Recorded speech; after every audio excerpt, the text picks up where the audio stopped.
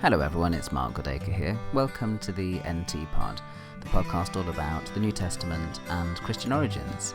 This is episode 6, and we're going to be looking today at the question of resurrection and the afterlife in Paul.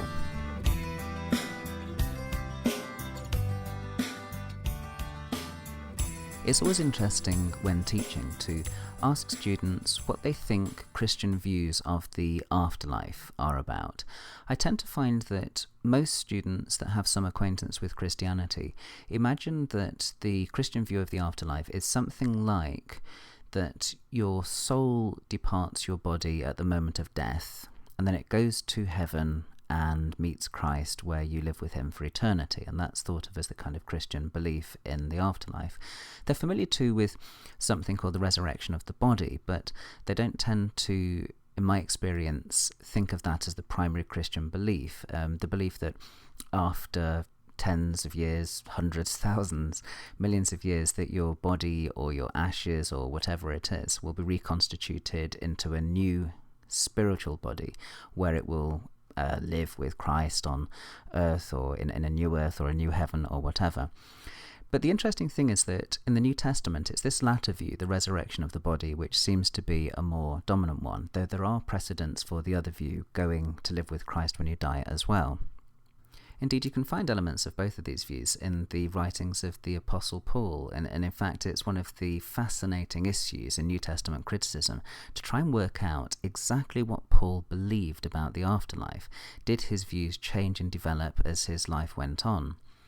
You see, in the first of his epistles that we actually have, the first epistle of Paul to the Thessalonians, there's a remarkable chapter, chapter 4, in which he's speaking to the Thessalonians about their experience of people in their community who have died.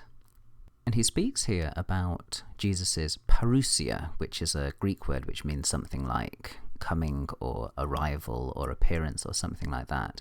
And he says that when Jesus arrives, when Jesus comes again, that what will happen is those who are alive will be caught up with him in the air. They'll sort of go whizzing up into the air to meet Jesus. And those who are dead, he says, will rise up before them. They'll come up out of their graves and they'll meet Jesus in the sky. So what we seem to have there is a very clear, in one of Paul's earliest letters, ideas of a general resurrection of Christian saints.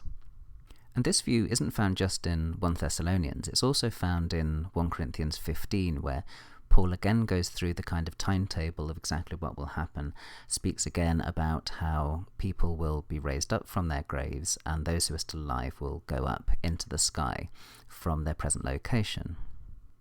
The view that he's espousing here is a pretty common view in the Judaism of Paul's day. It's very much a kind of apocalyptic, eschatological sort of view, and the thing which differs from Jewish apocalypses and what Paul says is the introduction of Jesus into it. So it becomes Christian because Jesus has been introduced into this kind of scenario.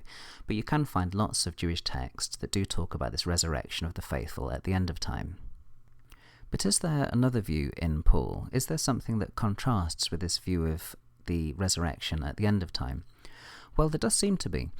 If you go to Philippians, the epistle to the Philippians chapter 1, there's a slightly different view here about what will happen after death.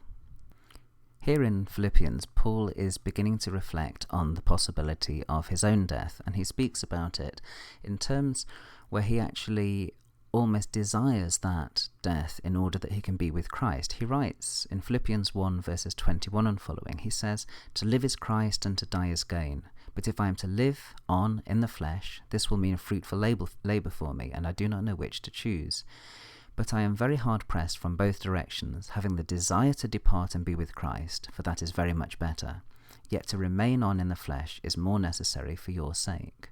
And the interesting moment there is the moment where Paul says that he imagines how he would love to depart and be with Christ.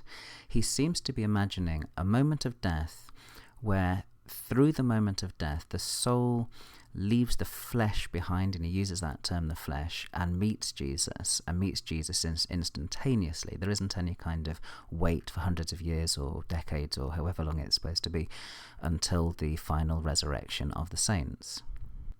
The one view is more like a kind of immortality of the soul kind of view, in which the soul departs the body at death and the body is never seen again.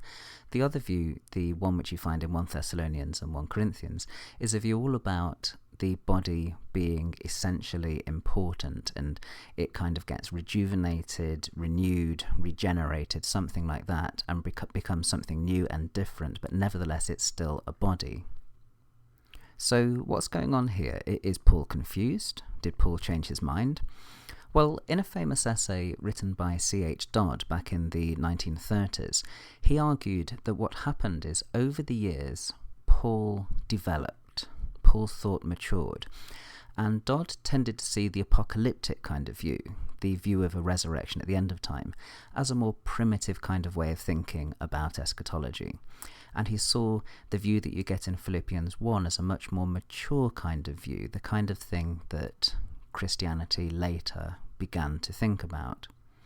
And Dodd felt that Paul changed his mind about the afterlife because of his own near-death experiences.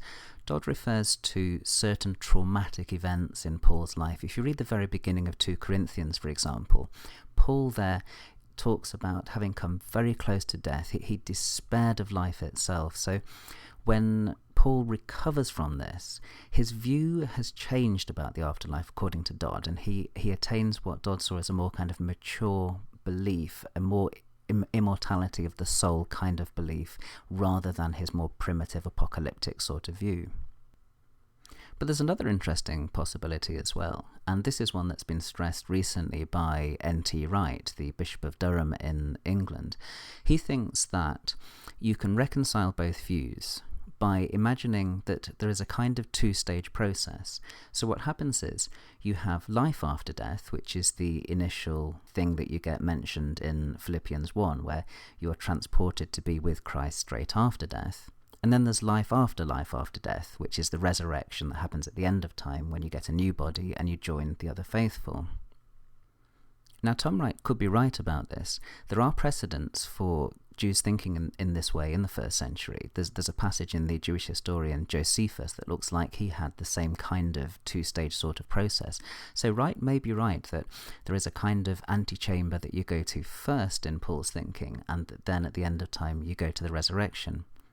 There's another possibility, though, which is that Paul hadn't really carefully worked all this out into a kind of coherent system. And we should always remember, when we're doing kind of any sort of study about religious language, that religious language is inherently kind of metaphorical and evocative, and isn't always that easy to pin down to precise calendars and precise moments of time that you can kind of parse down to the sort of nth degree.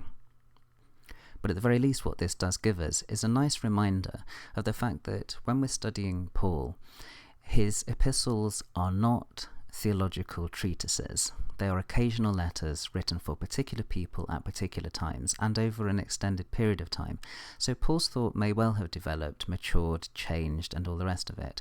And you can actually map that quite specifically in two of the texts that we mentioned, in that when he speaks to the Thessalonians in 1 Thessalonians 4, he imagines himself quite definitely as one of those who's going to be alive when Christ returns. He talks about we who are alive. Then when you get to 1 Corinthians 15, he is just beginning to think perhaps he won't be one of those that's still alive. So you can see some kind of adjustment in his thinking there, at least on the timetable. And I always enjoy looking at Paul as a real life, real flesh and blood human being, and remembering that he wasn't a theologian who tried to work everything into a kind of perfect system for people to analyse down to the nth degree in future years. Well, thanks very much for listening to the latest episode of the NT Pod. You can find me on the web at podacre.blogspot.com. You can find me on iTunes or Duke University's iTunes U, or just Google for the NT Pod. Thanks again for listening. Your feedback is gratefully received, very much welcomed, and I look forward to speaking to you again soon.